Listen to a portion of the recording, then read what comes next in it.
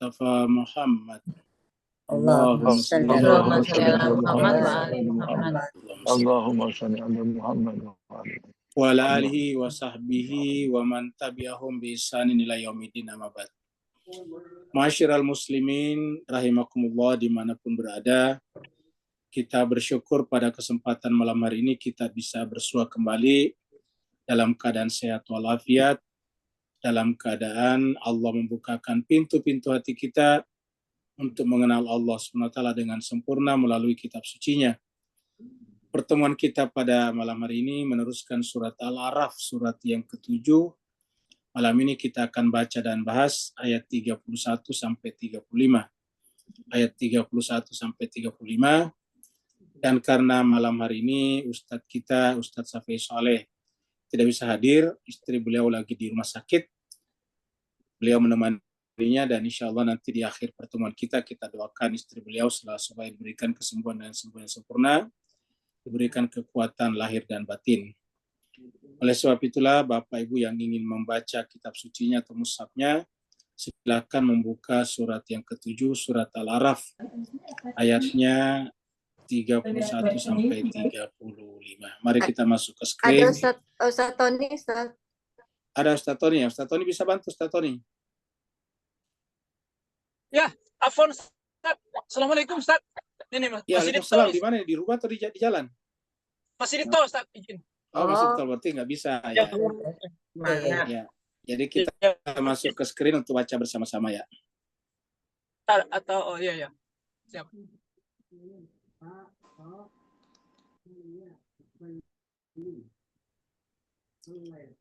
A'udzu billahi minasy syaithanir rajim.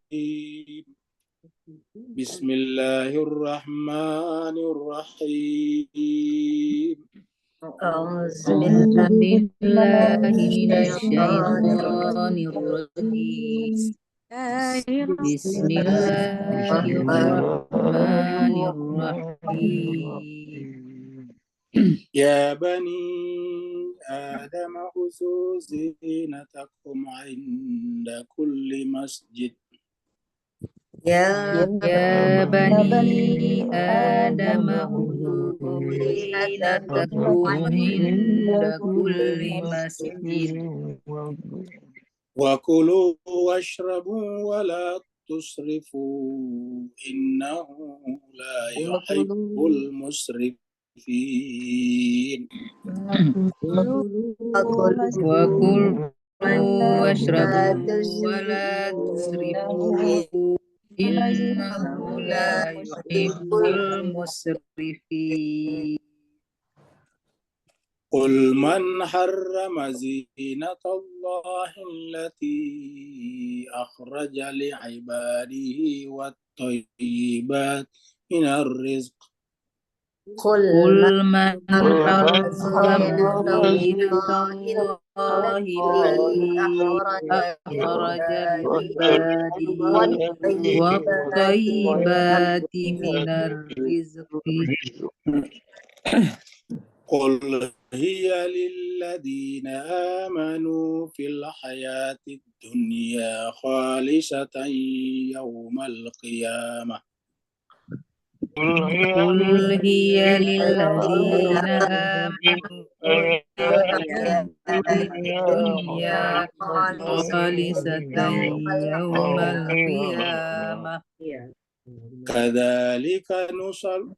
كذلك نفصل الآيات لقوم يعلمون. كذلك نفصل الآيات لقوم يعلمون. قل إنما حرم ربي الفواحش ما ظهر منها وما بطن.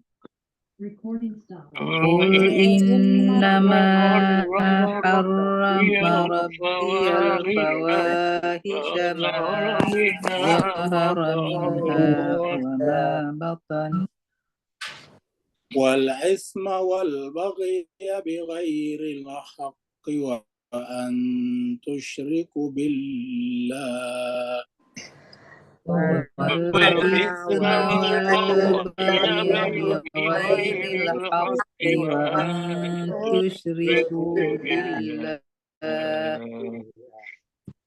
وأن تشركوا بالله ما لم ينزل به سلطانا وأن تشركوا بالله ما لم ينزل به سلطانا وأن تقولوا على الله ما لا تعلمون وأن تقولوا على الله ما لا تعلمون ولكل أمة أجل ولكل أمة أجل وإذا جاء أجلهم لا يستأخرون ساعة ولا يستقدمون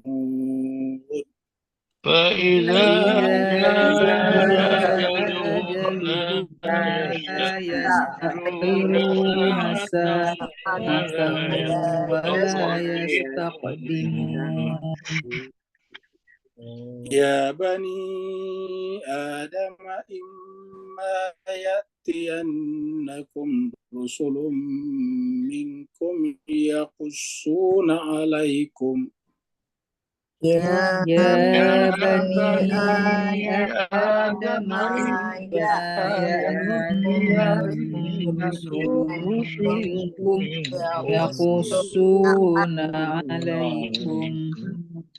يقصون عليكم آياتي فمن اتقى وأصلح فلا خوف عليهم ولا هم يحزنون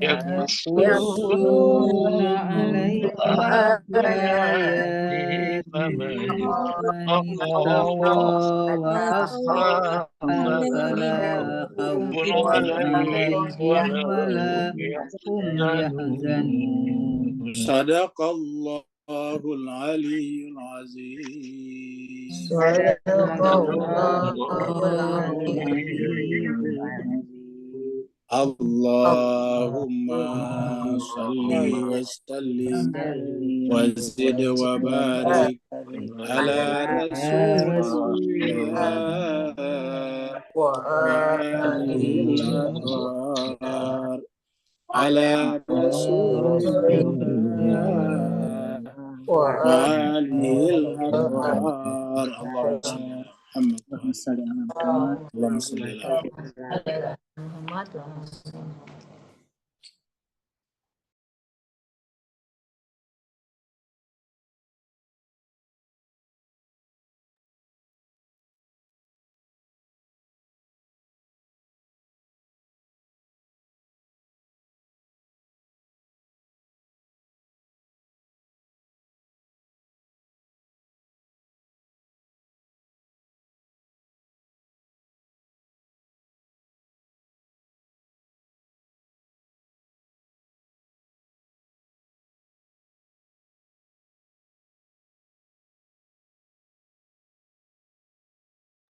Ustaz, suaranya masih termute, Ustaz. Iya, suaranya Ustaz mute. Ya, suaranya nggak ada. Ya, oke. Kita berterima kasih kepada jemaah semuanya yang telah ikut membaca Al-Quran dengan harapan semoga setiap ayat, setiap kata yang kita baca, setiap huruf yang kita baca, Allah catat sebagai wasilah yang Allah SWT menempatkan kita nanti di akhirat di tempat yang semulia-mulianya bersama dengan insan-insan mulia lainnya. Kita teruskan surat Al-A'raf, surat yang ke-7, ayat yang kita baca tadi, ayat 31 sampai 35. Surat Al-A'raf sendiri adalah surat yang nomor urut 7, artinya tempat tertinggi. Surat ini turun di Mekah, maka disebutlah dengan surat Makkiyah. Jadi suratnya turun di Mekah, maka dikenal sebagai surat Makkiyah. Jumlah ayat adalah 206 ayat. Tanpa terasa kita tadi telah membaca sampai 35. Ini masih berbicara tentang Adam. Jadi ingat, walaupun kita sudah sampai 35, tapi ini masih bersambung dari ayat 1. Ayat pertama berbicara tentang tauhid, setelah itu berbicara tentang wazan ya, yang dijadikan nanti tolak ukur di akhirat, timbangan adalah kebenaran. Ya, al-waznu yawma izin al-haq. Al-waznu yawma izin al-haq. Jadi kebenaran. Dari kebenaran itulah nanti kemudian siapa yang berat timbangannya, faman saqulat mawazinuhu, siapa yang berat timbangannya maka tempatnya di surga, tapi siapa yang ringan timbangannya maka tempatnya di neraka. Nah, kemudian setelah bicara tentang al-haq, bicara tentang manusia sempurna yang kepadanya seluruh makhluk disuruh sujud kepadanya, maka sujudlah semuanya kecuali iblis. Nah, ini yang kita bahas terakhir, dan pembahasan kita hari Rabu yang lalu adalah memperdalam makna sujud. Karena berkali-kali disebutkan dalam Al-Quran dan dianggap sebagai topik atau tema yang sangat sentral, penting. Karena yang pertama menyebabkan terjadinya kedurhakaan di hadapan Allah bukanlah tidak salat, bukan tidak puasa, bukan mencuri, bukan berjudi, bukan minum arak, tetapi yang pertama sekali kedurhakaan terhadap Allah di depannya adalah ketika tidak sujud. Jadi inilah awal. Jadi bisa dikatakan, disimpulkan bahwa ikhwal, awal dari seluruh terjadinya kekacauan, chaos di muka bumi ini adalah ketika manusia tidak sujud kepada manusia yang Allah tunjuk sebagai khalifahnya di muka bumi. Nah, ini kita sudah bahas sampai ayat 30. Sekarang kita masuk pada ayat selanjutnya dan kita review dulu dari ayat 30.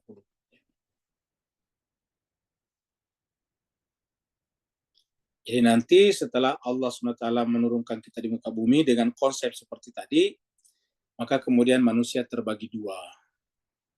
Ada yang mengikuti petunjuk dari Tuhan dan ada yang tidak. Allah berfirman, A'udzubillahi minasyaitonirrajim, Bismillahirrahmanirrahim. Fariqan hada wa fariqan haqqa alaihimud dalalah. Jadi ada yang dapat petunjuk dan ada yang mengikuti kesesatan. Artinya sudah pasti ada yang sesat, ada yang dapat petunjuk. Tapi bukan Tuhan yang menentukan bahwa Fir'aun dapat menjadi sesat, bukan. Ya, karena begitu yang namanya pilihan, pasti manusia bebas memilih. Yang membuat Fir'aun tidak memilih kebenaran, ya Fir'aun sendiri. Innahum ittakhadhu syayatina awliya min dunillah. Nah, mereka yang mengikuti kesesatan ini disebabkan karena mereka mengambil syaitan sebagai walinya, sebagai pemimpinnya, sebagai sahabatnya, sebagai temannya, sebagai konsultannya, selain daripada Allah. Apa arti selain daripada Allah? Selain daripada Al-Quran. Wa yasabuna annahum muhtadun. Dan hebatnya setelah mereka tersesat, mereka mengikuti syaitan, tapi masih mereka merasa dapat petunjuk. Inilah yang berbahaya. Mengaku atau merasa dapat petunjuk, padahal sebetulnya yang diikuti adalah syaitan. Pada sebetulnya mereka adalah sesat. Sekarang kita masuk pada ayat 31.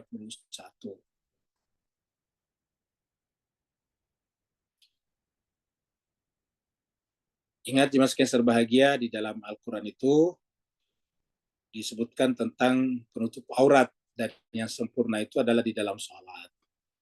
Allah berfirman, ya Bani Adam, jadi kita dipanggil sebagai Bani Adam. Dan perlu saya sampaikan bahwa di dalam Al-Quran, kalau kita searching, kita cari, hanya ada 8 kata ya Bani Adam.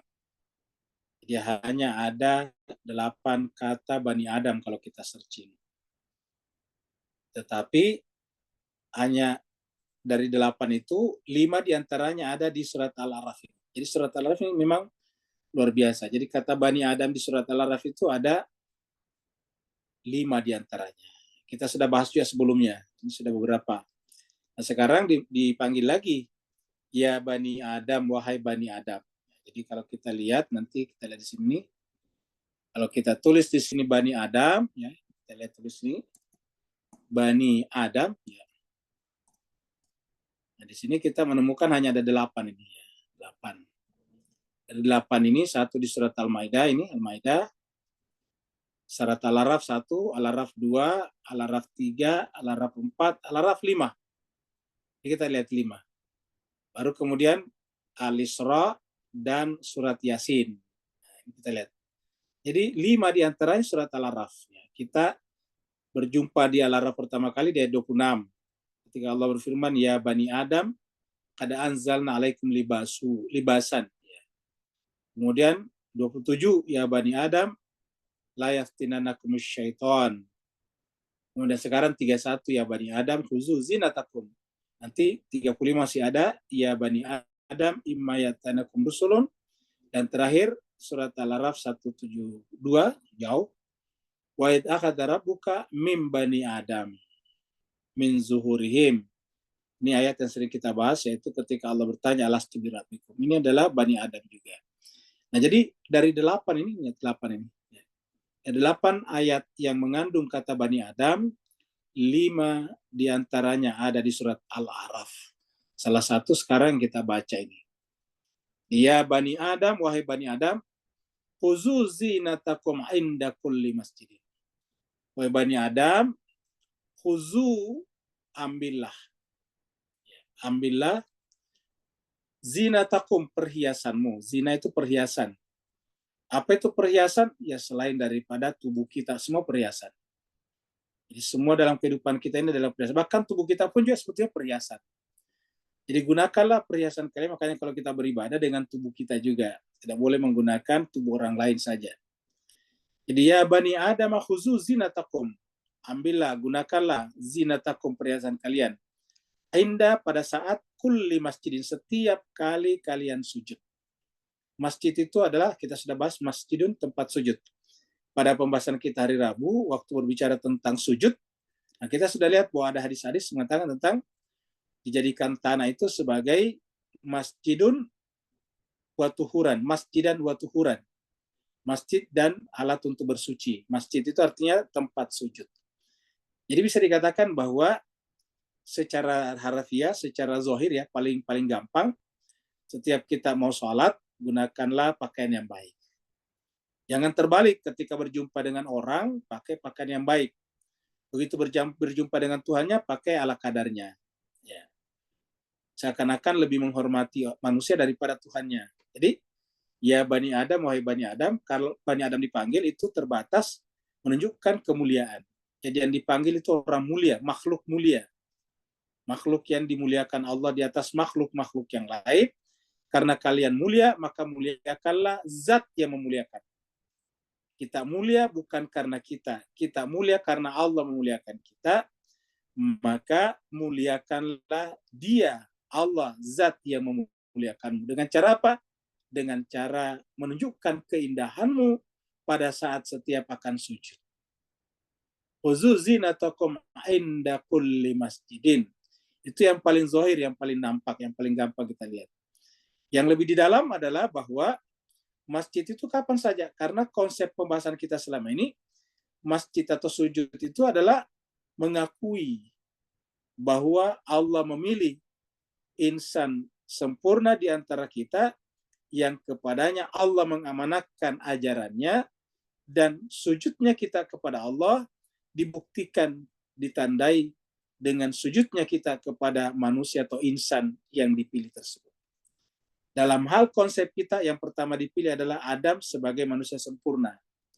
Bukan Adam sebagai manusia tidak sempurna. Jadi Adam sebagai manusia sempurna, kepadanya lah Allah berfirman kepada malaikat, wa qulna lil malaikati isjudu li Adam fasajadu illa iblis. Maka sujudlah semuanya kecuali iblis.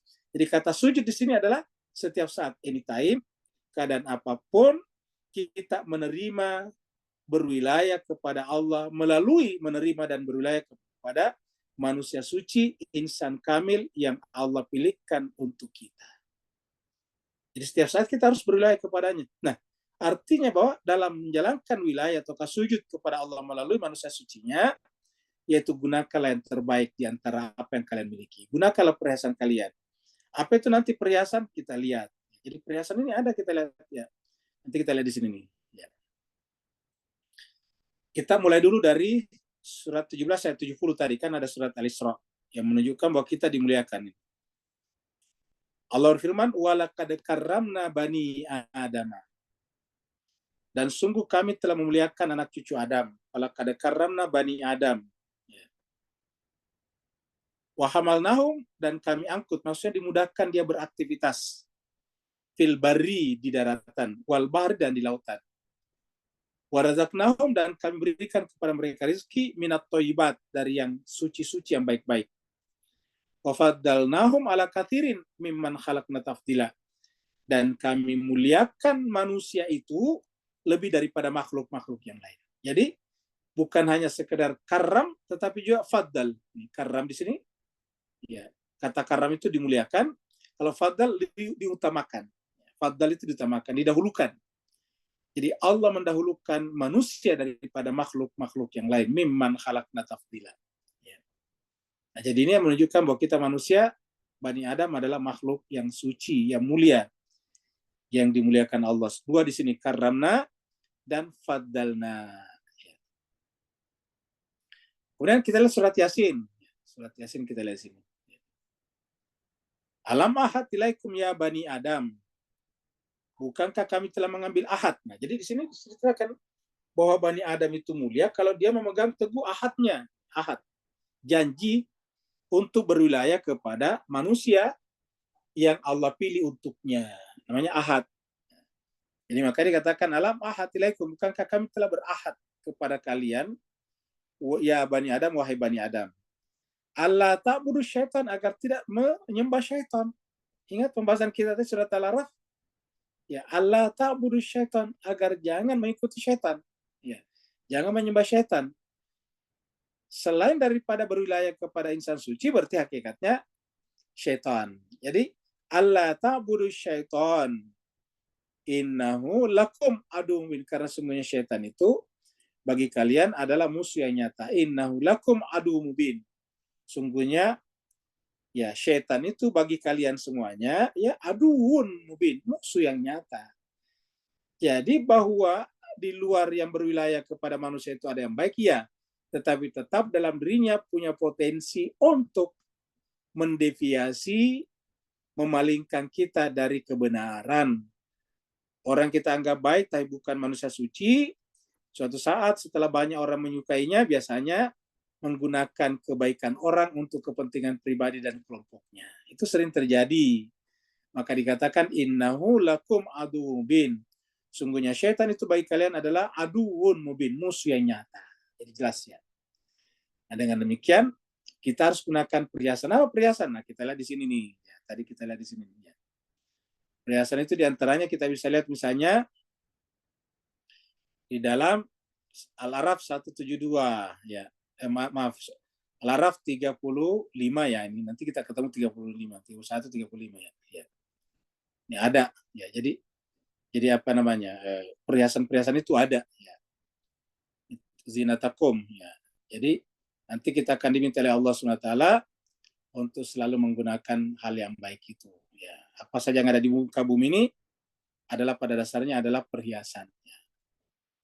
Nah, jadi jemaah sekalian sebagian adalah tentang Bani Adam. Kita lihat kembali ke sini.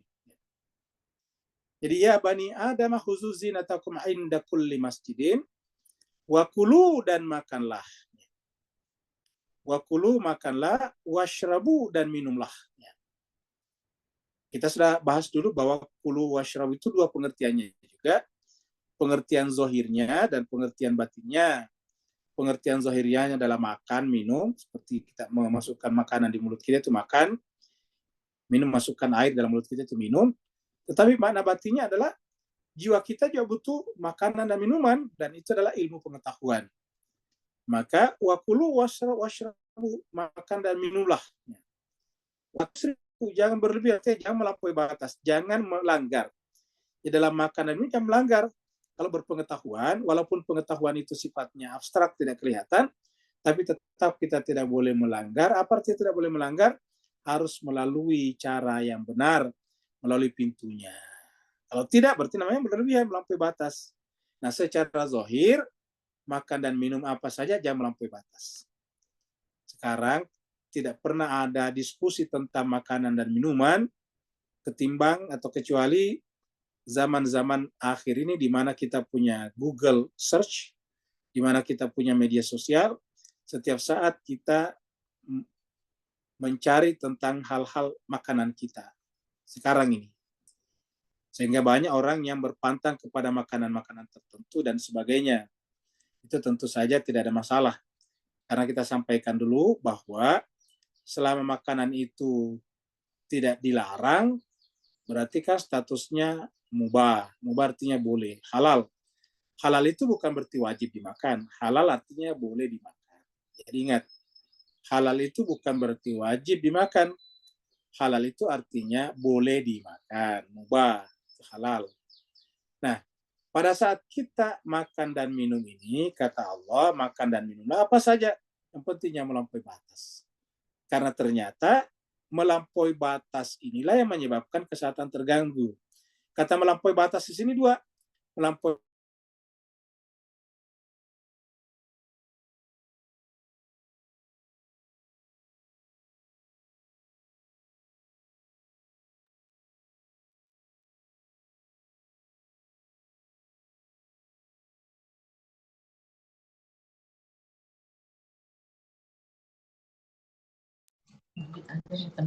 Signalnya Ustadz lagi. Suaranya hilang. Ya, ini signalnya karena Ustadz lagi di Makassar. Oh, maaf. Agak Bapak Ibu sekalian, mohon maaf, tadi kan disconnect ya. Jadi tadi disconnect, sekarang kita masuk lagi ya. Kita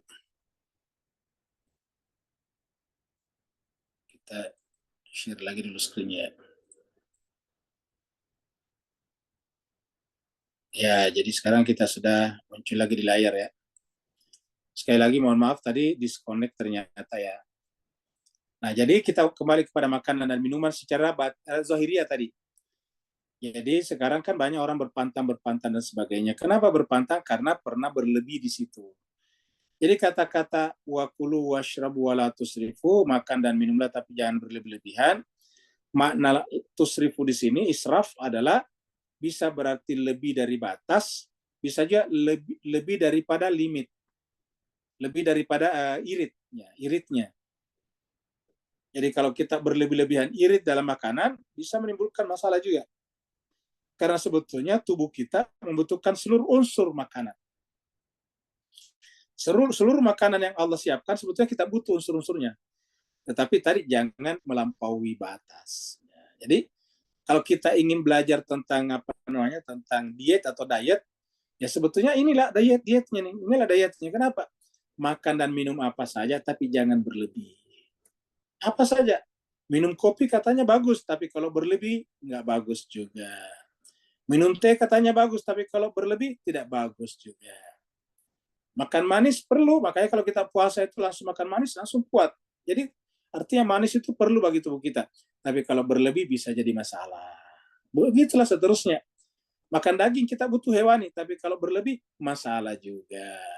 Makan sayur-sayuran bagus, tapi kalau berlebih masalah juga. Jadi wakulu washrabu wala tusrifu, ini luar biasa.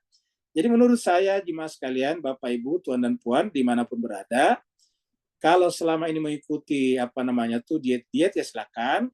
Tetapi ada satu diet yang sudah disebutkan dalam Al-Quran secara global, secara umum, yaitu bahwa makan dan minum saja karena tubuh kalian butuh itu. Tetapi ingat, wala tusrifu, jangan berlebih-lebihan, jangan melampaui batas. Jadi sederhana, jangan berlebih-lebih dalam hal irit, jangan juga berlebih-lebih dalam hal makan dan minum. Ya. Makan apa saja? Ya.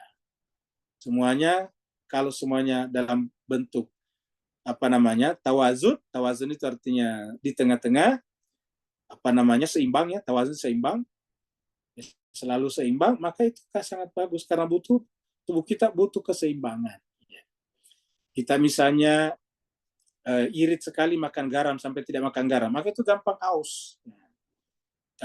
Makanya kan kalau ada orang yang diare, kekurangan air banyak, kan disuruh minum diantaranya dicampur dengan air garam, oralit, itu kan. Jadi dengan demikian sekarang kita butuh semuanya sebetulnya.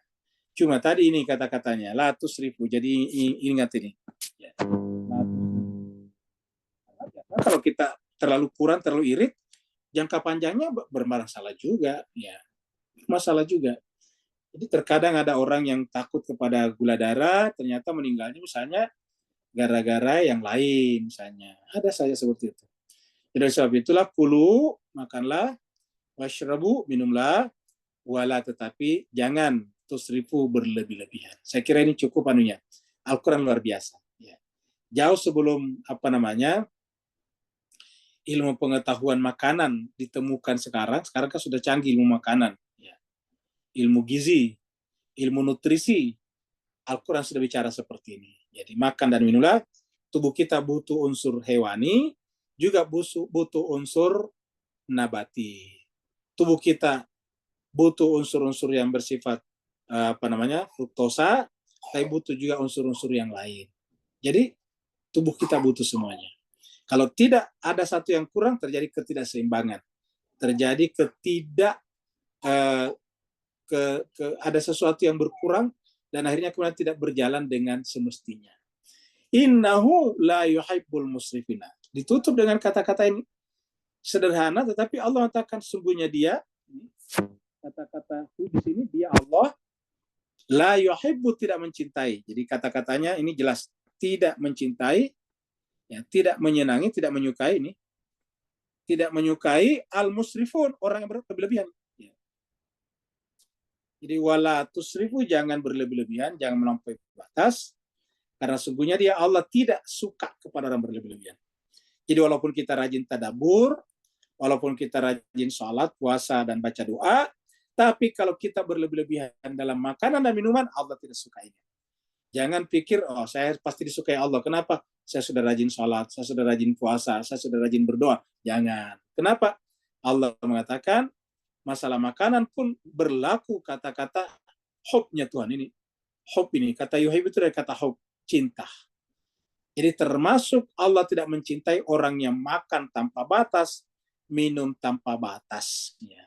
Begitu juga Allah tidak mencintai orang yang makannya irit sekali, kemudian juga minumnya irit sekali, sehingga badannya kurus kerempeng, kurus kering. Ya.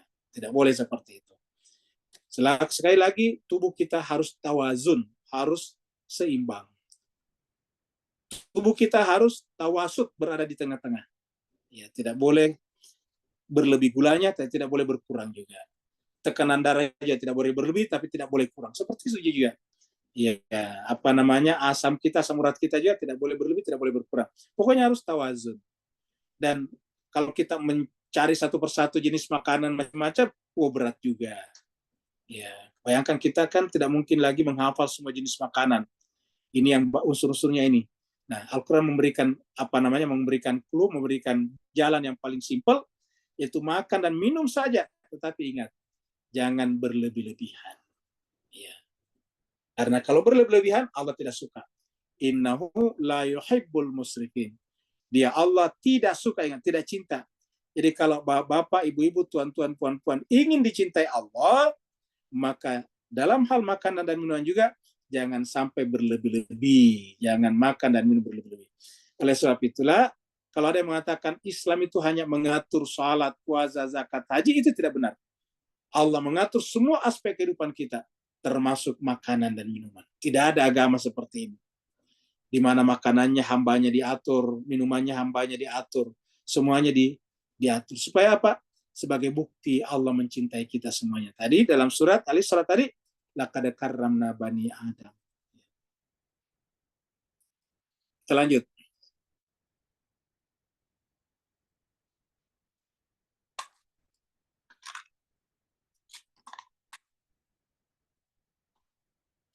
Qul katakanlah Muhammad, man harrama zinatallahi allati akhraja li ibadihi. Katakanlah Muhammad, man harrama. Siapa yang mengharamkan? Kenapa Tuhan bicara seperti itu setelah bicara tadi makanan dan minuman? Makanan dan minuman tadinya ini dua unsur, lahir dan batin. Yang batinnya kita sudah bahas, itu pakaian rohani kita, dan itu yang paling penting. Sedangkan lahirianya pakaian jasmani kita. Karena kalau kita sakit-sakitan, kudis-kudisan, kan tidak bagus juga dilihat. Demi kesempurnaan tubuh kita, jasmani kita, Allah juga mengatur supaya kita sempurna lahir dan batin. Jasmani dan rohani. Maka diatur oleh Allah SWT. Maka setelah bicara tentang makanan dan minuman, Allah mengatakan, Lalu siapa yang mengatakan Allah mengharamkan perhiasan? Kata perhiasan ini include di dalamnya makanan dan minuman. Jadi zina itu adalah perhiasan. Qul katakanlah Muhammad, man harrama zinatullah, siapa yang mengharamkan perhiasan Allah? Allati akhraja li ibadihi, yang Allah keluarkan untuk hamba-hambanya ini. Jadi kalau dikatakan bahwa orang Islam itu tidak perlu makan di sini, tidak perlu makan di sana, itu salah. Boleh saja kita makan di berbagai tempat, di restoran-restoran, di kafe-kafe, karena Tuhan mengatakan siapa mengharamkan. Ingat, kita boleh saja bepergian kemana-mana, kita boleh kaya sekaya-kayanya, tapi itu perhiasan Allah. Jadi kenapa Tuhan mengatakan siapa? Karena kan menunjukkan bahwa ada yang berkembang di tengah-tengah masyarakat kita, bahwa kalau orang Islam itu tidak perlu kaya. Kenapa? Biarlah orang kafir yang kaya, karena nanti di akhirat dia miskin. Orang Islam nggak perlu kaya di dunia, karena nanti di akhirat jadi kaya. Nah, itu kan pendapat itu sering kita dengarkan. Coba Allah bertanya, Kul, katakan, bilang Muhammad. Ya. Jadi jawablah Nabi sekarang, karena Nabi tidak di tengah-tengah kita, ya kita semuanya. Katakan, wahai hambaku. Ya, bilang. Jadi kulnya ini berlaku kepada kita semuanya. Berlaku kepada bapak-bapak, ibu, tuan-tuan, dan puan-puan yang Muslim, yang Islam. Karena kita ini kan diperintahkan Allah. Kul, bilang, katakan, siapa sih yang mengharamkan perhiasan Allah? Siapa yang mengatakan Allah haramkan durian? Siapa yang mengatakan Allah mengharamkan mangga? Siapa yang mengatakan Allah mengharamkan misalnya buah matoa? Siapa yang mengharamkan Allah mengharamkan ini? Tidak ada. Jadi tidak boleh. Kecuali yang Allah haramkan, ingat. Man haram, siapa yang mengharamkan zinat Allah, perhiasan Allah? Ya memang dikeluarkan. Jadi alam semesta ini, bumi terutama, memang Allah keluarkan untuk hamba-hambanya ini. Allati yang akhraja, Allah keluarkan. Jadi kalau ada orang miskin, kalau ada orang Islam miskin, ya karena belum memacu seluruh potensinya. Ingat, memacu belum seluruh potensinya. Coba semua kita memacu seluruh potensinya menggunakan ayat ini. Bahwa semua yang ada ini adalah perhiasan Allah. Sekarang yang menikmati perhiasan Allah justru yang bukan ibadnya dalam pengertian tanda petik ya. Harusnya kan ibadnya, siapa ibadnya? Hamba-hamba yang mencintai dan dicintainya. Karena ibad. Karena kata-kata ibad ini kan kita temukan pada saat kita baca surat Al-Fajr ya. Ya ayatuhan nafsul mutmainnah irji'i ila rabbiki radiyatan mardiyah fadkhuli fi ibadi wadkhuli jannati. Ya. Jadi orang masuk surga harus ibadi, dan ibadi tidak mengharamkan. Jadi harusnya negara yang paling maju dari sisi makanan, minuman, manufaktur, industri, kemudian apalagi pertanian, agrikultur, sebetulnya orang Islam. Kenapa? Ini pertanyaan Tuhan. Man harrama zinatallahi allati akhrajal ibadi. Cuma umat Islam itu terkadang mencari jalan pintas, tidak bekerja, tidak berusaha, tinggal berdoa saja. Ini tidak bisa, harus ada asbabnya, harus ada sebab-sebabnya, harus ada hukum sebab akibatnya. Berdoa perlu, tetapi ingat, yang paling utama usahanya. Tidak bisa kita menuai padi kalau kita tidak menanam padi. Tidak bisa makan beras kalau tidak menanam padi. Walaupun kita berdoa, setiap hari berdoa. Sebelum baca doa, baca selawat 1000 kali, Yasin 1000 kali, Qul huwallahu 1000 kali. Baru berdoa, ya tetap tidak. Mas Kaiser bahagia, saya biasa dengar cerita begini. Di WA biasa berkembang. Bahwa kalau tidak salah dialamatkan kepada Hasan Basri, kalau tidak salah. Guru Hasan Basri itu kan ulama pada zamannya. Ya. Yang mengajarkan katanya bahwa kalau orang beriman itu ya harus berpasrah saja kepada Tuhan. Ya. Tidak perlu ngoyo, tidak perlu berusaha keras. Kenapa? Karena ya sudah ditentukan semua rezekinya. Kalau tidak salah ya ini biasa diangkat di WA. Ya. Lalu karena ini di challenge apa di debat oleh murid-muridnya, kita harus berusaha. Kata Hasan Basri nggak perlu, ya berusaha lah kadarnya saja. Kenapa? Karena semuanya ditentukan Tuhan. Ya. Bagaimana cara kita, kata muridnya, bagaimana cara kita memakan anggur kalau kita tidak menanam anggur, kata dia. Ya.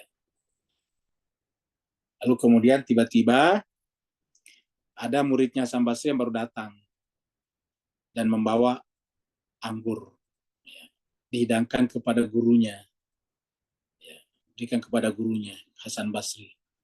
Hasan Basri mengatakan, atau guru mengatakan, coba lihat, saya tidak tanam anggur, saya coba berbicara seperti ini, kita baru berbicara tentang ini, buktinya ada anggur ini. Nah, itu terkadang dijadikan sebagai doktrin bahwa ya itulah rezeki sudah ditentukan. Ya, Hasan Basri tidak tanam anggur atau gurunya tidak tanam anggur, tapi kok bisa datang anggur di depannya. Nah, ini namanya cara berpikir shortcut, potong kompas. Lupa, kenapa kira-kira Hasan Basri diberikan apa namanya? Diberikan anggur. Ya, jawabannya sebenarnya karena dia mengajar. Dia mengajar itu ada termasuk hukum sebab akibat. Dan itu dia kerjakan setiap saat. Itu habis waktunya di situ mengajar dia. Karena habis waktunya mengajar dia, Allah memfasilitasi dia melalui orang lain, melalui alam, termasuk melalui muridnya. Jadi seperti itu, tidak tinggal di rumahnya. Coba kalau Hasan Basri itu tidak mengajar, tidak ceramah, ya apa? Oh, murid ada muridnya? Tidak ada. Apakah ada yang bawakan anggur? Ya tidak ada, hampir tidak ada.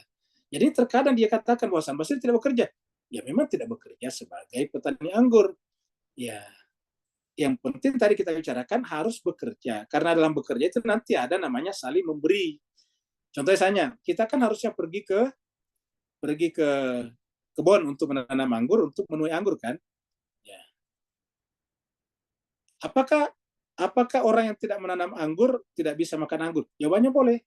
Tetapi harus membeli dari petani anggur. Kenapa membeli? Karena petani anggur butuh ikan. Maka yang tidak punya lahan pertanian pergi ke laut menjala ikan. Ikannya ditukar dengan penjual anggur. Maka penjual anggur yang ada di gunung sana bisa makan ikan yang datang dari jauh di laut, dan nelayan yang ada di laut bisa makan anggur yang datang di gunung. Tapi itu bisa terjadi kapan? Kalau ada barter. Kalau nelayan tadi tidak ke laut, ya tidak bisa dibarter, tidak bisa makan anggur. Jadi ini yang disebut dengan gotong royong. Ini yang disebut dengan ta'awun.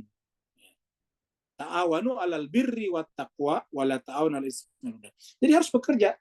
Kalau kita tidak punya lahan pertanian untuk menanam anggur, kita mencari apa yang dibutuhkan petani supaya kita bisa dapat anggurnya. Misalnya anaknya mau sekolah tidak bisa ngajarin karena sibuk ngurusin anggurnya, ya kita ngajarin. Datang lahirlah bikin mobil, tidak bisa bikin kereta untuk mengangkut produksi anggurnya. Kita yang tahu tentang otomotif, permobilan, ya kita bikin mobil untuk mengangkut anggurnya. Terjadilah namanya barter. Jadi kehidupan itu barter. Dan ini bahasa Arabnya, bahasa Al-Qurannya ta'awun namanya. Tapi intinya semua orang harus bekerja. Karena itu tidak bisa, karena doa itu tidak bisa, kalau dalam kaitannya dengan yang zahir, ya tidak bisa memfasilitasi begitu saja. Ya, bahkan kalau berkaitan dengan hal-hal yang mujizat, ya tidak perlu didoakan. Tidak pernah Nabi berdoa tentang mujizat dan karomah. Karomahnya para ulama, nggak ada doanya. Itu hanya hatinya saja yang bagus hubungannya dengan Allah. Pada saat yang bersangkutan membutuhkan, Allah datang memberikan pertolongan kepadanya. Jadi kul man harrama zinatallahi allati akhraja li ibadihi wa thayyibati minar rizqi.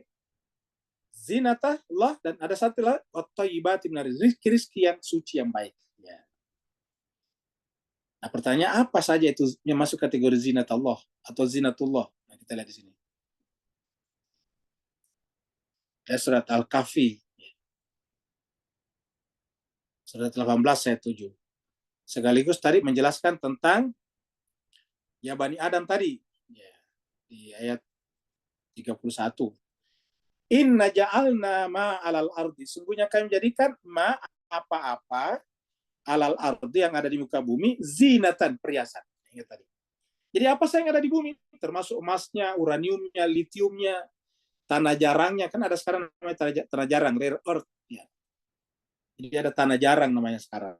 Yang sangat mahal harganya. Semuanya. Ya, ada batu baranya, ada apa namanya? Ada nikelnya. Ada oilnya, minyak buminya. Oh, semuanya ada. Nah, Allah mengatakan apa? Coba lihat. Inna ja'alna, sesungguhnya kami yang menjadikan apa yang ada di bumi itu zinatan, perhiasan. Laha. Bagi siapa? Bagi hambanya. Lina beluahum, untuk kami menguji mereka. Ayyuhum, siapa di antara mereka? Ahsanu amala. Jadi artinya apa? semua yang ada di muka bumi ini harus kita gunakan untuk sebaik-baiknya amal, sebaik-baiknya perbuatan.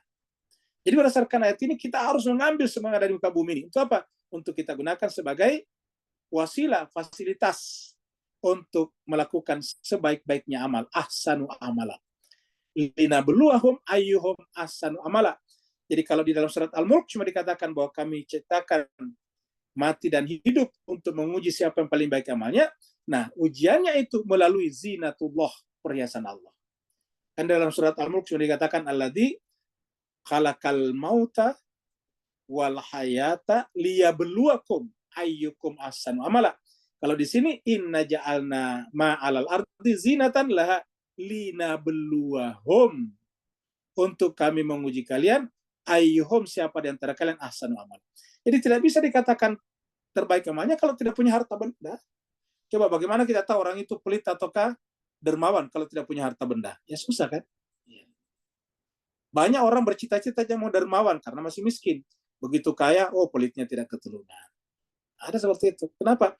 Tidak bisa kita ketahui orang pelit atau dermawannya kalau belum ada harta bendanya. Kita belum, tapi ingat mas sekalian, ini berlaku bukan hanya harta benda. Zina itu termasuk ilmu. Saya sampaikan di sini, saya sering memberikan catatan bahwa saya terkadang ustadz ulama itu meminta umatnya untuk bersedekah, berinfak, tapi dia sendiri tidak mau berinfak ilmu. Setiap dia mengajar, berbicara selalu serba uang. Nah ini artinya apa? Umat disuruh berinfak, bersedekah, tapi dianya tidak mau bersedekah ilmu. Padahal kalau umat bersedekah harta, harta berkurang, tapi kalau ulama bersedekah ilmu, ilmunya tidak berkurang, bahkan bertambah. Sayang 1000 sayang. Banyak, tidak sedikit sih, tidak apa maksud banyak di sini, tidak semuanya ya. Tidak sedikit atau ada beberapa ulama dan sebagainya, ulama di sini orang berilmu ya. Jangan bayangkan ulama di sini ke MUI saja, bukan. Berilmu itu, berilmu apa saja. Banyak di antara kita meminta orang mensedekahkan uangnya, hartanya, tetapi yang berilmu sendiri tidak mau mensedekahkan ilmunya.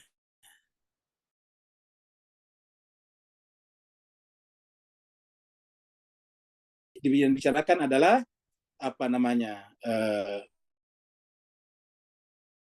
panipiro kan begitu.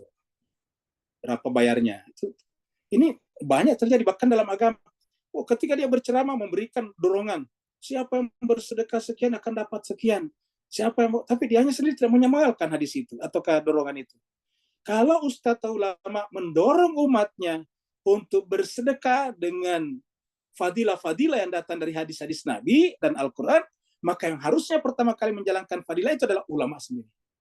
Bagaimana bisa ulama mendorong umatnya bersedekah sementara dianya sendiri tidak bersedekah dengan ilmunya? Nah ini masalahnya jemaah sekalian. Ya. Ada fenomena yang sangat buruk terjadi berdasarkan penelitian. Negara-negara seperti Indonesia itu dianggap negara paling agamis. Tapi pada saat yang sama kan kita lihat korupsi merajalela juga. Ya. Seakan-akan kehadiran ulama itu tidak bisa menjadi tulang punggung sistem sosial yang disebut dengan pemerintahan atau masyarakat yang bersih. Seperti itu. Pemerintahan yang bersih. Kenapa kira-kira zaman sekarang terbagi? Ya karena kita lihat begitu, mohon maaf tidak sedikit ulama begitu masuk juga partai atau kerja-kerja duniawi, ya sama juga, sami mau juga. Jadi ini persoalan. Jadi dilihat dari awal saja sih sebetulnya. Meminta umat harusnya dia yang paling pertama berikan contoh bersedekah ilmu. Dan kalau dia tidak melakukan ini, mereka dapatkan murka dari Allah karena Allah mengatakan kabura maqtan 'indallahi an taqulu ma la taf'alun. Alangkah murkanya di sisi Allah terhadap orang yang mengatakan sesuatu tapi tidak dilaksanakan. Meminta umat bersedekah tetapi dia sendiri tidak bersedekah ilmu. Ya. Inilah jemaah sekalian terbagi. Ini kita sampaikan agak pahit, tetapi ini demi kemaslahatan umat kita. Karena terus terang umat Islam ini dalam hierarki global kita paling di bawah.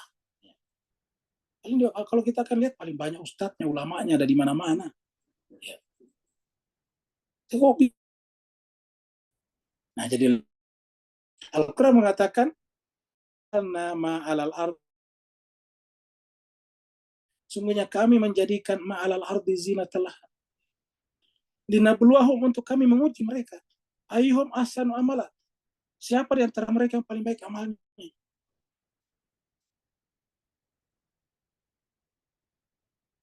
Siapa di antara ayyuhum ahsanu amala? Katanya, kata-kata tidak dibatasi pada makan. Kan kalau kita bicara termasuk juga ilmu tadi dan minumannya. Ya. Jadi semua duahum ayyuhum ahsan. Jadi ini kita sudah ini. Ya. Malu wal banun, anak-anak dunia. Jadi harta al-mal itu termasuk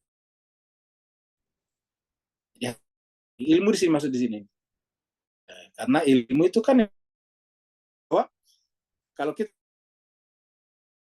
intinya adalah ilmu. Kenapa kita ada orang bisa dapat mal? Ya. Biasanya dapat uang. Punya ilmu driving, ilmu drive, sopir, ilmu. Ya.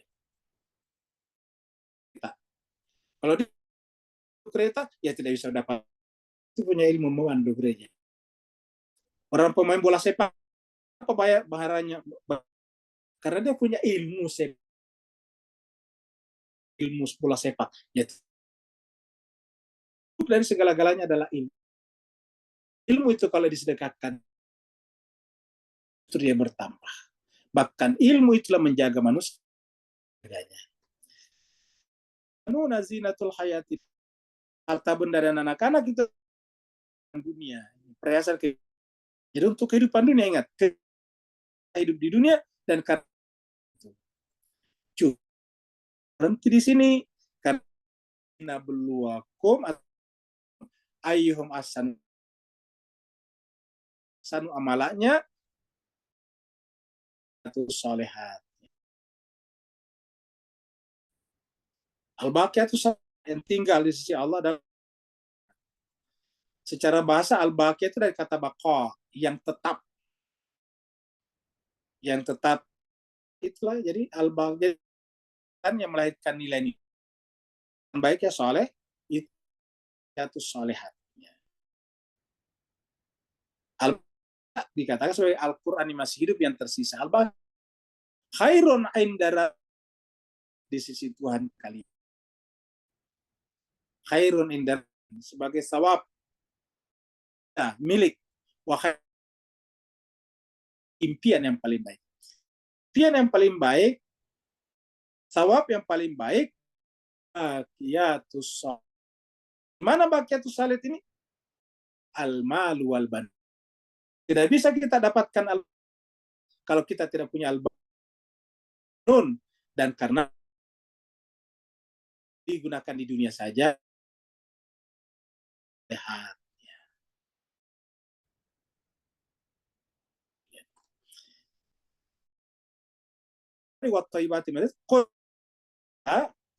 Bahwa Allah ini atau dalam ayat tadi apa saja yang Allah adalah untuk orang-orang yang beriman.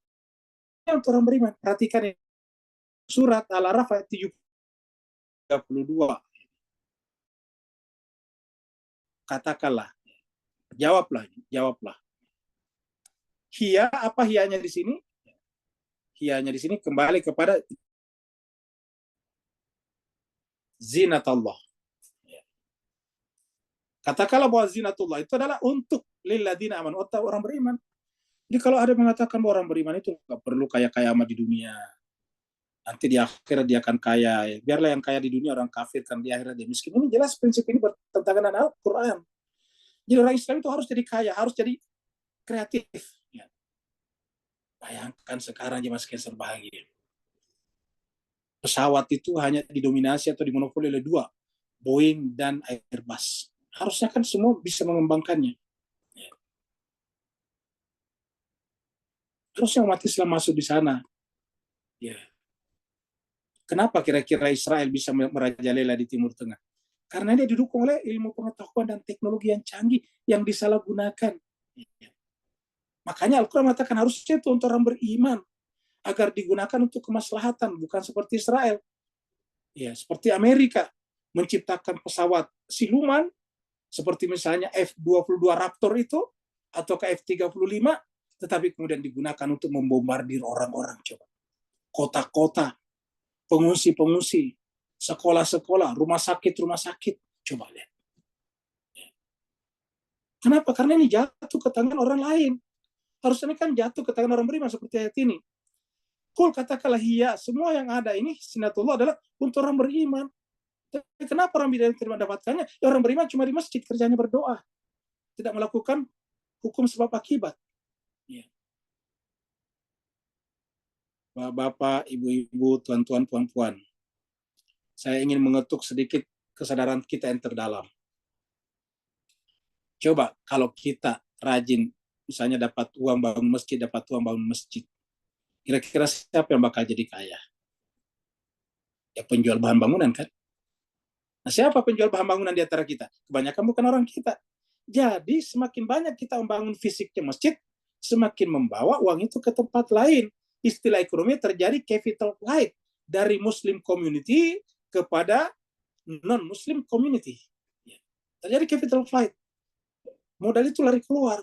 Harusnya kan dia berputar dalam situ. Bersiklus.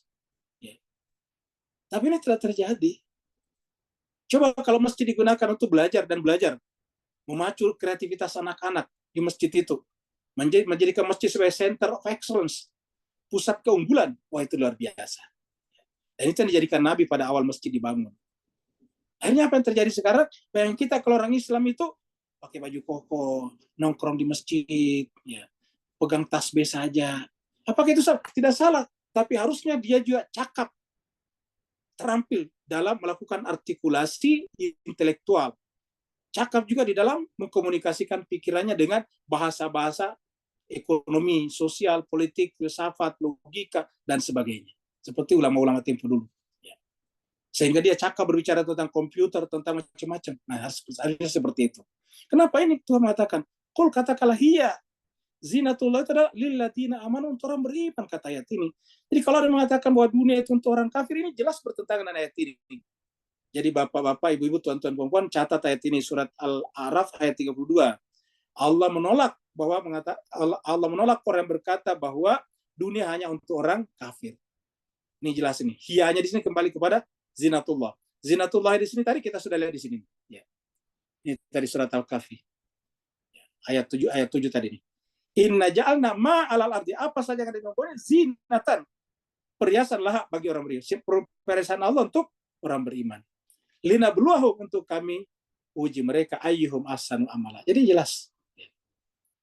Kita sampaikan ini karena prihatin dengan umat Islam itu yang rendah. Mohon maaf Bapak sekalian, terutama kita di Indonesia. Indonesia kalau di Malaysia alhamdulillah sudah bagus, Singapura bagus. Tapi kalau di Indonesia ini masih memprihatinkan. Mayoritas Islam. Tetapi yang dikirim ke luar negeri apa? Asisten rumah tangga, tukang pelihara orang-orang jompo di Korea, di Taiwan. Siapa yang dipelihara? Orang non-Islam. Apakah ini salah? Tidak mengatakan salah, tapi kan terbalik.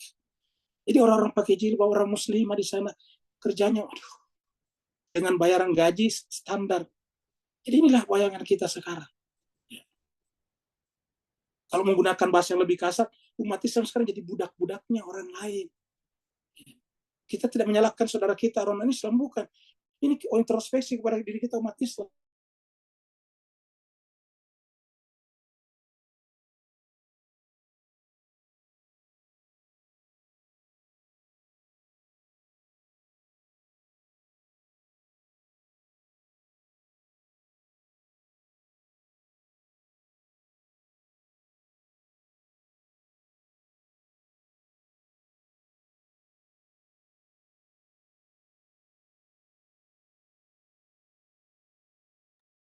Hilang.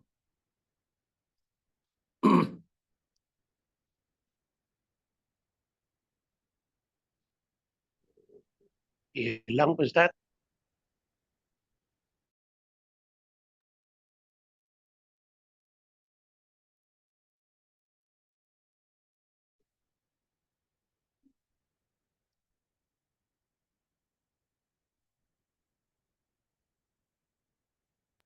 suara Ilham.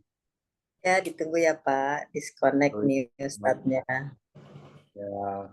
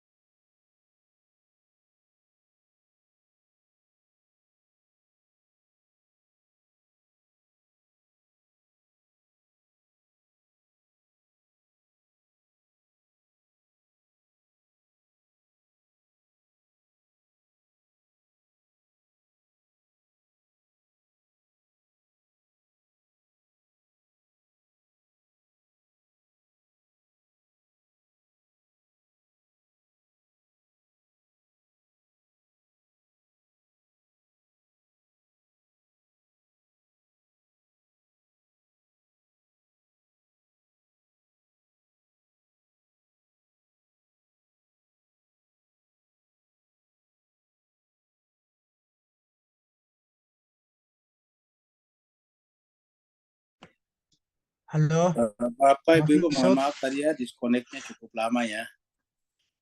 Jadi jemaah sekalian sebagai apa untuk diketahui bahwa saya sebetulnya ada di luar kota yang agak di pedalaman. Ini kayaknya internet saya kan pakai Excel ya, mungkin agak kurang bagus ya. Jadi mohon maaf sekali lagi kalau terputus-putus ya. Kita lanjutkan lagi ya.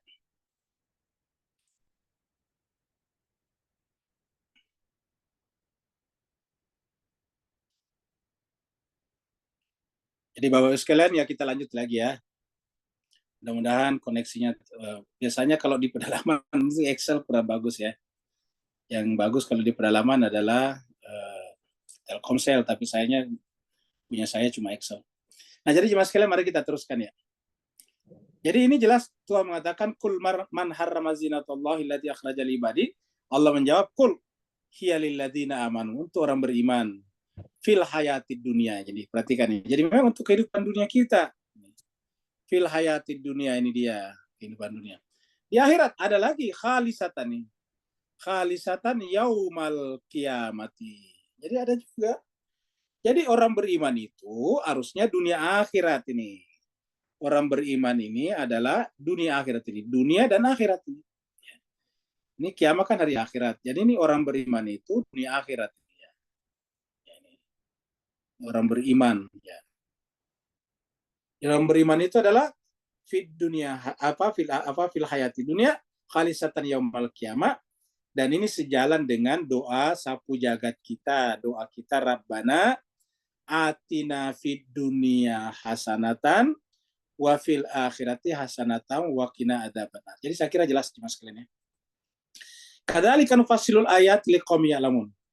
Begitulah kami menjelaskan ayat-ayat kepada kaum yang tidak mengetahui. Ingat, liqaumi ya'lamun, yang mau mengetahui. Maksudnya kami menjelaskan ayat-ayat kepada kaum yang berilmu. Ingat, yang berilmu. Jadi berdasarkan ayat ini, yang namanya ayat-ayat Allah itu hanya untuk orang berilmu. Ini lihat, orang berilmu. Orang berilmu. Kadzalika nufasilul ayati liqaumi ya'lamun. Begitulah kami menjelaskan ayat-ayat kepada kaum yang berilmu. Jadi ingat, berilmu.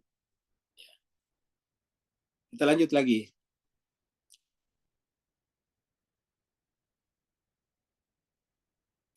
Inilah lihatlah jemaah sekalian, kalau dunia dikuasai oleh orang yang tidak beriman, apa yang terjadi kemudian? Inilah yang terjadi. Yang digunakan itu kan adalah semuanya milik Allah. Yang dibuat jadi wine, anggur. Yang dibuat jadi baju yang mewah adalah dari bumi Allah. Semuanya. Ya. Qul katakanlah, innama harrama rabbi sesungguhnya yang diharamkan Tuhanku. Jadi harrama Rabbi, ya, bukan uang, bukan pangkat, bukan jabatan, bukan harta benda. Lalu yang diharamkan apa? Allah apa? Al-fawahisha, yaitu perbuatan buruk. Yang diharamkan itu perbuatan buruk berdasarkan ayat ini. Al-fawahisha itu fahisha, ya, itu zamannya fawahish. Jadi yang diharamkan Allah itu adalah fawahish, ya, perbuatan-perbuatan buruk, bukan benda-benda. Tuhan tidak pernah mengharamkan misalnya uang, emas, perak, perunggu, nggak ada. Diharamkan babi, tidak. Diharamkan makan babi, ingat. Babinya tidak haram. Kalau bagi dia haram, ya Allah melanggar, masa menciptakan yang haram. Yang kita tidak boleh memakannya. Ya haramnya kita. Kalau harimau boleh memakan babi, harimau boleh. Ya. Tapi kita orang beriman tidak boleh. Jadi haram rabbil fawahisha. Dialah Allah yang mengharamkan yang fawahisha. Ma zahara minha wa ma batana. Yang zahir ataupun yang batin. Yang diharamkan itu perbuatan, bukan bendanya. Bukan bendanya, itu tidak ada salahnya orang Islam memiliki ini dan memiliki itu. Ya. Karena sampai sekarang masih ada di masyarakat kita, seakan-akan kalau orang berislam itu tidak boleh kaya. Kalau ada orang kaya, kok itu bapak itu kok mewah sekali lah. Mewah itu kan komparatif, tergantung. Dulu awal sekali sepeda itu mewah sekali dulu, karena dulu sepeda lu itu adalah lebih mahal daripada daripada tanah. Ya. Sekarang tanah lebih mahal daripada sepeda. Jadi dulu itu sepeda lebih mahal daripada tanah. Tanah dulu, sepeda dulu kekayaan. Sekarang sepeda biasa lagi. Semua orang bisa punya sepeda. Itu namanya mewah komparatif. Ya, tidak absolut, dia relatif sifatnya. Ya, dulu yang namanya mobil mewah, sekarang enggak. Orang punya mobil biasa saja. Jadi ulangi lagi, yang diharamkan Allah adalah al-fawahisha. Bukan benda, bukan emas, bukan perak, bukan perunggu. Ya, bukan berlian, bukan intan. Yang diharamkan Allah apa? Al-fawahisha. Perbuatan, baik yang zahir ataupun yang batin. Wal isma, dan perbuatan dosa. Ini isma juga diharamkan Allah. Ini. Perbuatan dosa, seperti berjudi, mabuk, itu al-isma. Ya. Wal bagya. Bagya itu adalah melanggar hukum. Melanggar hukum. Sayang seribu sayang, di kita ini banyak sekali beragama tapi melanggar hukum. Ya, pengurus haji, jatah yang seharusnya diberikan kepada orang yang ngantri 30 tahun dibagi-bagi jual-jual untuk jadi haji furoda, haji plus yang harganya ratusan juta. Kan kasihan. Ya. Melanggar hak orang lain kan, al-bagi. Bagi tidak boleh melanggar hak orang lain. Ya. Jadi kita diantara melanggar hak. Jemaah sekalian, Bapak Ibu-Ibu, pasti sering melihat, terutama di Indonesia. Kalau di sepanjang perjalanan di Malaysia belum lihat, ternyata di pedalamannya. Tapi kalau di Indonesia ini lazim. Lagi-lagi kita bicara Indonesia lazim. Masjid dibangun menjadi mewah, tapi bagaimana caranya? Pengurus masjid, DKM masjid di Indonesia, Bapak Ibu yang dari Singapura, pengurus masjid namanya DKM, Dewan Kemakmuran Masjid. Jadi DKM masjid itu biasanya membuat membuat drum di tengah jalan, 2 atau 3 biji.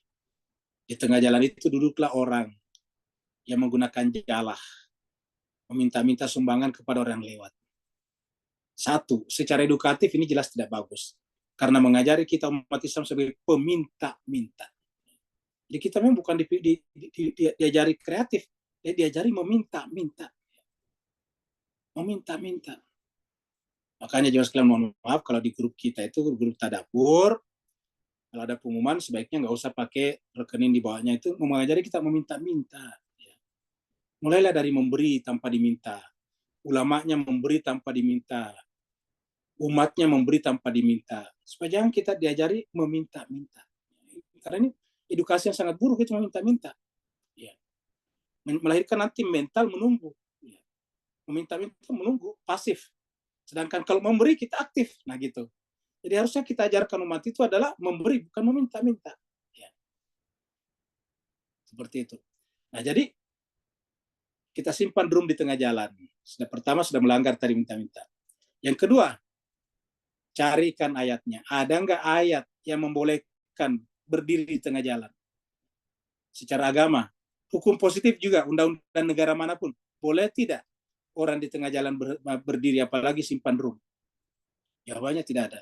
Bagaimana bisa masjid diharapkan melahirkan insan-insan, hamba-hamba yang memiliki mental taat hukum, kalau masjidnya saja dibangun dengan melanggar hukum?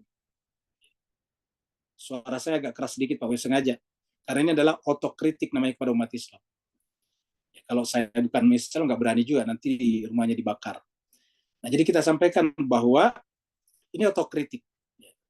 Bagaimana kita bisa menghasilkan jemaah masjid yang disiplin, patuh hukum, kalau pada saat membangun masjid saja sudah dimulai dengan melanggar hukum? Makanya tidak sedikit ahli masjid begitu jadi pengurus partai sami mawon, melanggar juga, korupsi juga, seperti itu. Ya. Jadi karena dari awal sudah dimulai dengan melanggar hukum, maka dikatakan ini yang dilarang kan al-bagi semuanya nih. Pada tadi fawahisya, perbuatan moral, alisma, perbuatan yang tadi minum-minum, berjudi, kan itu dikatakan itu adalah ismun itu. Ya. Kemudian wal bagi, itu adalah melanggar hak orang lain. Ya. Jadi kalau kita membuat drum di tengah jalan, itu melanggar haknya pengguna jalan. Karena namanya jalanan itu jalanan, maka Al-Quran mengatakan jangan berdiri di tengah jalan. Jangan berdiri di tengah jalan, karena itu melanggar hak orang lain. Ya. Bigairil hak, tanpa alasan yang benar ini. Al-haq. Ya. Wa an tusyriku billah, dan juga dilarang Allah, diharamkan mempersekutukan Allah. Dilarang mempersekutukan Allah. Jadi yang pertama diharamkan fawahisya, itham, bag, dan kemudian musyrik. Malam yunazil bisultan. Musyrik itu adalah tidak ada argumennya, tidak ada alasannya. Kalau kita mencium hajar aswad itu syirik, bukan dicontohkan oleh Nabi. Berputar-putar di Ka'bah, apakah syirik? Karena di situ ada batu Ka'bah. Tidak, karena itu adalah diajarkan sebagai syariat. Jadi lam yunazil bisultanan wa antaqulu 'alallahi ma la ta'lamun, dan mengatakan atas nama Allah padahal kalian tidak punya ilmunya. La ta'lam, kalian tidak mengetahuinya. La ta'lam. Wa antaqulu 'alallahi ma la ta'lam. Lanjut, ya, waktu kita sudah hampir habis ya. Ini adalah peninggalan-peninggalan masa lalu. Artinya ini mengingatkan kepada kita bahwa banyak peradaban yang tadinya berjaya tapi sekarang sudah tidak ada. Kenapa kira-kira? Karena mereka jauh daripada kebenaran. Walikulli ummatin ajal. Setiap umat itu ada ajalnya. Dan ajalnya umat itu pada patuh tidaknya kepada Tuhannya. Faidza jaa ajaluhum, apabila ajalnya sudah tiba, la yastakhiruna sa'atan wa la yastaqdimun. Tidak ada yang bisa mengakhirkan, tidak ada yang bisa menangguhkan. La yastakhiruna, tidak ada yang bisa menangguhkan. Tidak ada juga yang bisa mempercepat, memajukan. Sa'atan, walaupun hanya sesaat, walaupun hanya sejam. Walaupun hanya saatan, sesaat saja. Jadi kalau sudah sampai ajal, jadi umat ini kayak kita manusia juga ada ajalnya. Ada ajalnya. Cuma bedanya karena umat itu adalah komunitas, ya beda dengan manusia kan individu. Ya kalau individu kita ini kan tubuh kita memang ada hukum tubuhnya. Ya, kalau yang berlaku pada tubuh kita kan namanya hukum biologi. Kalau umat bukan hukum biologi, yang berlaku adalah hukum sosiologi. Jadi pada tubuh manusia hukumnya biologis, pada umat hukumnya sosiologis. Nah gitu. Jadi artinya apa? Kalau hukum-hukum sosialnya kita penuhi, umat itu akan tetap eksis. Tapi kalau hukum-hukum sosiologinya kita langgar, ya kita akan tidak eksis lagi. Berlakulah di sini yang mengatakan bahwa innallaha la yughayyiru ma biqaumin. Kaum itu adalah ini, wa ma yughayyiru hatta yughayyiru ma bi anfusihim. Jadi tidak bisa ajal itu kalau sudah sampai. Siapa yang membuat sampai di sini? Hukumnya sosiologis. Kalau diri kita masing-masing biologis. Ya.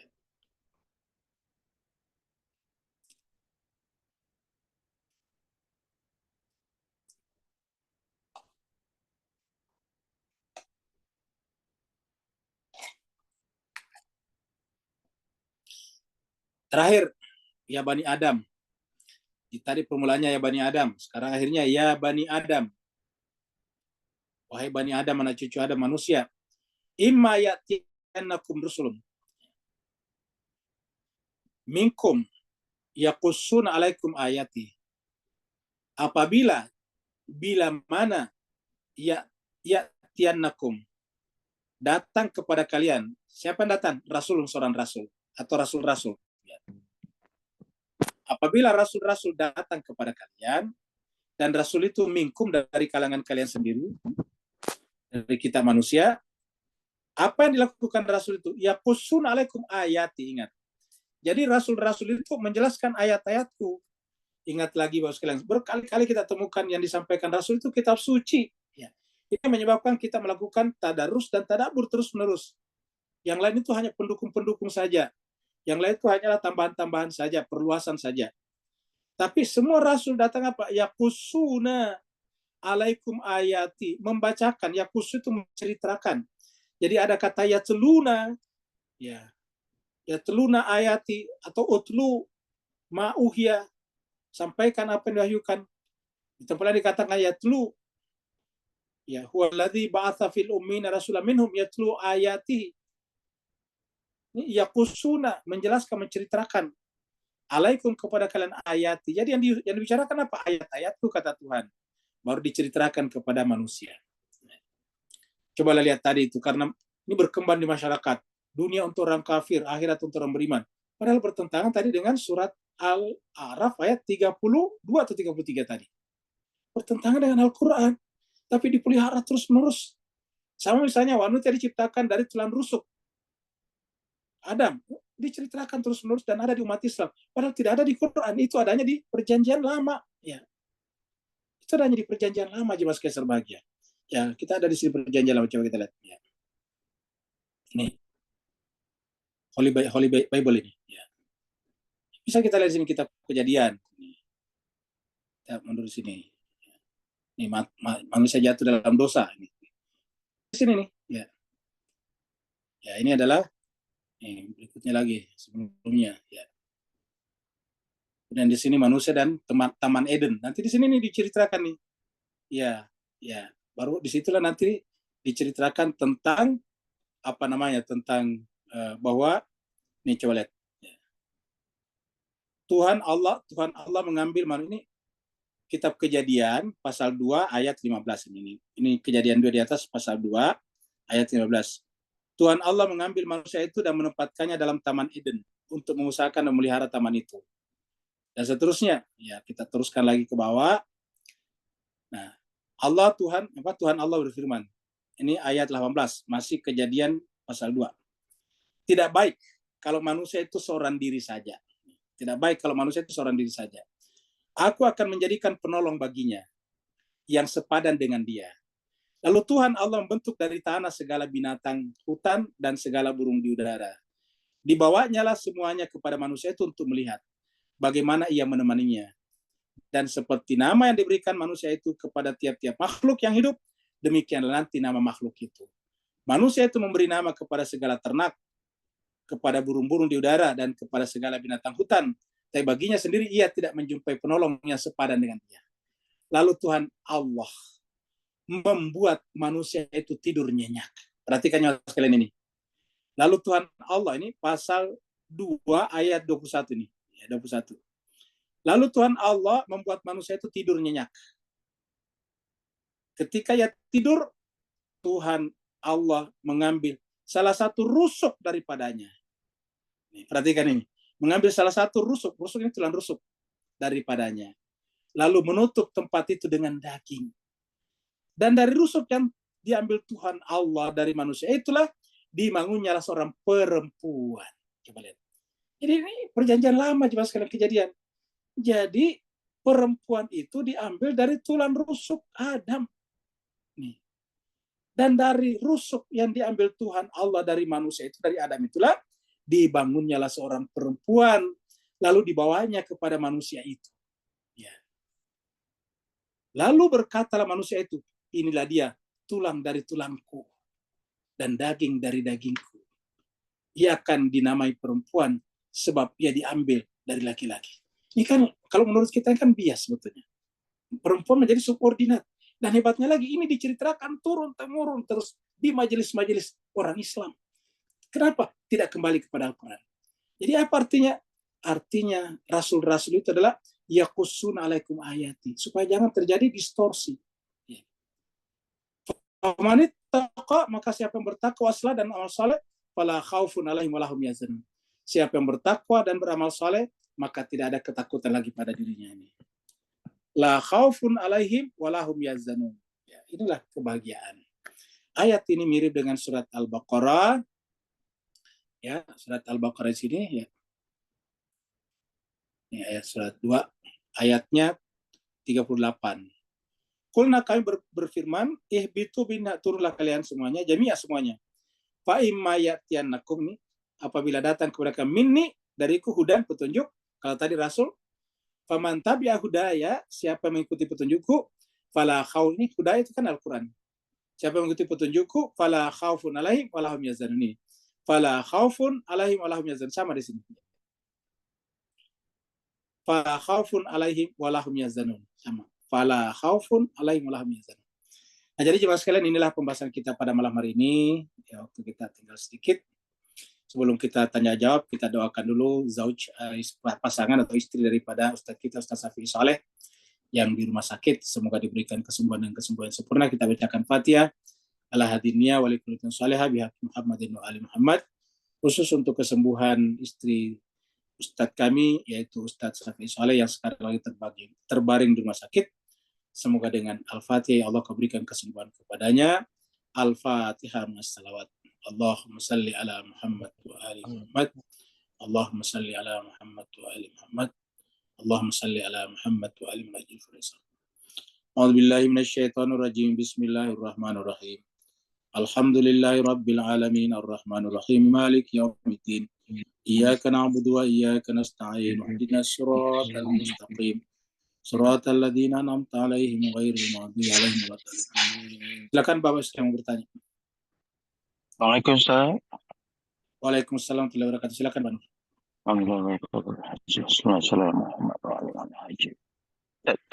Kata-kata ayat terakhir kepada khaufun alaihim yahzanun. Maka kaitkan ni dengan dekat syurga juga mereka tiada ketakutan atau rasa gelisah. Sedangkan ini dalam konteks masih kat bumi lagi, sesuai dengan kupasan sujud di bumi tadi. Bahawa apabila kita membumikan diri kita tadi, maka fala khaufun alaihim yahzanun, buat kita menyatu dengan Allah. Di pencerahan dan kaitan, barakallahu fiikum. Jadi jemaah sekalian berbahagia, memang isunya atau masalahnya kembali semuanya kepada sujud sebetulnya. Sehingga ketika kita tidak sujud kepada Adam atau kepada insan kamil, apa yang terjadi kemudian? Agama kemudian menjadi distorsif. Ya. Seperti tadi misalnya kita lihat, tiba-tiba kok perempuan diambil dari tulang rusuk Adam, padahal jelas-jelas tidak ada di Quran. Terus Al-Quran selama ini kemana aja kan begitu? Kok tiba-tiba tadi perjanjian lama yang dikutip? Ya, kan sama tadi persis. Kitab Kejadian perjanjian lama tadi itu ya. Pasal berapa tadi? Pasal 2. Ya, ayatnya sekian 21 atau 20 berapa. Nah, jadi tiba-tiba seperti itu. Begitu juga tadinya. Tiba-tiba bahwa dunia ini adalah untuk orang kafir, orang Islam itu di akhirat. Ini kan bertentangan semua dengan ayat. Nah, ini apa sebabnya kira-kira? Karena kita telah keluar daripada wilayah. Ya, Sayyidina Ja'far Shadiq, Imam Ja'far Shadiq mengatakan, Bapak Ibu yang belum biasa mendengarkan namanya, Ja'far Shadiq ini cucunya Nabi. Jadi kalau kita urut ke atas, Ja'far Shadiq bin Muhammad Al-Baqir bin Ali Zainal Abidin bin Al-Husain, Sayyidina Husain bin Ali bin Abi Thalib, ataukah bin Fatimah Zahra binti Muhammadin. Jadi seperti itu. Jadi dia cucunya. Nah, apa kata Imam Ja'far suatu hari? Dia katakan kalau ada orang yang membawakan riwayat itu hadis ya, atau cerita,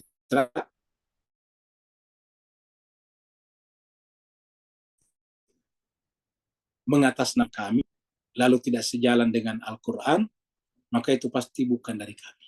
Ya, jadi pasti bukan dari kami. Jadi artinya apa? Ini strict menunjukkan bahwa kalau dari Ahlul Bait itu harus sejalan dengan Al-Quran. Walaupun yang mengajarkannya Ustadz yang disebut dengan Ahlul Bait atau siapalah, tapi kalau tidak sejalan dengan Al-Quran, ya bukan. Karena di orang yang bermazhab Ahlul Bait juga banyak juga yang aliran-aliran hadis, ada namanya akhbari, namanya itu hadis-hadis yang dipegang. Nah, jadi bukan berarti menolak hadis, tapi hadis itu kata Imam Ja'far tadi harus sejalan dengan Al-Quran. Nah, karena Al-Quran inilah yang kepadanya kita sujud sebetulnya.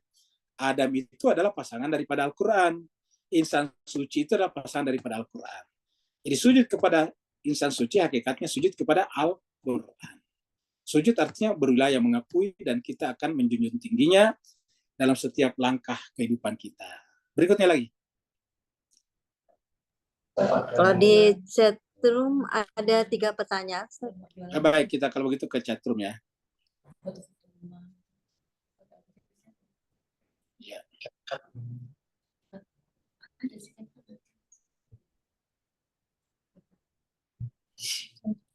Yang pertama dari, cuma yang saya tinggal satu ini kan tadi saya keluar ya.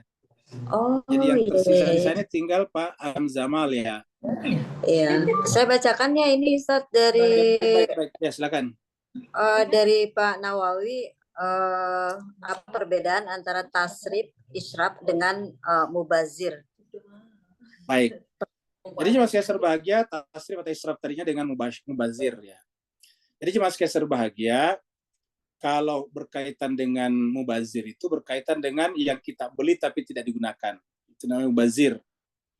Wala tubazir innal mubazirina kanu ikhwanus syayatin. Jadi berlebih-lebihan itu dalam pengertian di luar. Kalau tadi tasrif israf tadi berkaitan dengan pemikiran, cara berpikir. Makanan misalnya contohnya, makanan kita. Jadi cara berpikir juga. Jadi cara berpikir kita kan harus tawazun.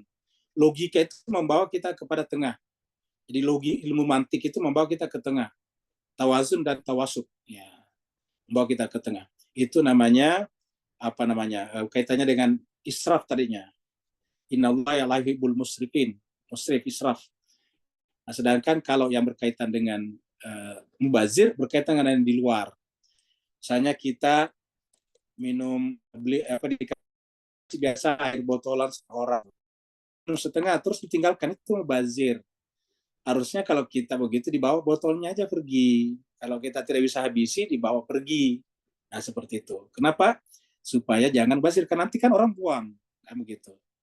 Jadi usahakan kita bawa pergi. Kita makan di restoran misalnya, ternyata kita tidak bisa habisi, ya bagusnya kita minta dibungkus. Itu bukan pelit, itu dibungkus, tidak mubazir, supaya nanti bisa kita makan lagi di rumah pada saat lapar. Nah, seperti itu. Jadi ini berkaitan kaitannya dengan mubazir. Jadi seperti itu. Berikutnya lagi nomor 2. Anak Ustaz. Ya. Oh, silakan. Ya, Silakan. Nah, Ustaz, ini boleh nggak Ustaz nanya Ustaz, kalau boros waktu, kalau untuk kayak misalnya nggak baca buku Ustaz, kayak baca buku tuh anggap kayak nahan lapar dan nahan haus tuh Ustaz. Itu boleh nggak Ustaz? Buang-buang waktu untuk baca buku selama 5 jam. Baik, ini bagus ini. Kita harus membaca buku karena itu wajib ya, ke Iqra. Tetapi kesehatan kita punya hak juga. Gani harus tahu, tubuh kita punya hak. Kalau kita sudah haus, berarti tubuh kita menagih. Dia minta haknya diberikan. Kalau kita sudah lapar, berarti tubuh kita menagih, minta haknya diberikan. Kalau kita tidak memberikan haknya, itu kita menzolimi namanya tubuh kita. Jadi pada saat kita rajin baca buku, serajin-rajinnya kita baca buku, kalau haus ya minum, kalau perlu di depan samping buku kita siapkan air. Begitu kita lapar, kita harus makan. Jadi seperti itu Dani. Jangan sampai nanti rajin membaca ilmunya banyak, tetapi masih muda sudah sakit-sakitan. Akhirnya ilmunya juga tidak bisa diamalkan secara maksimal. Jadi harus seperti itu.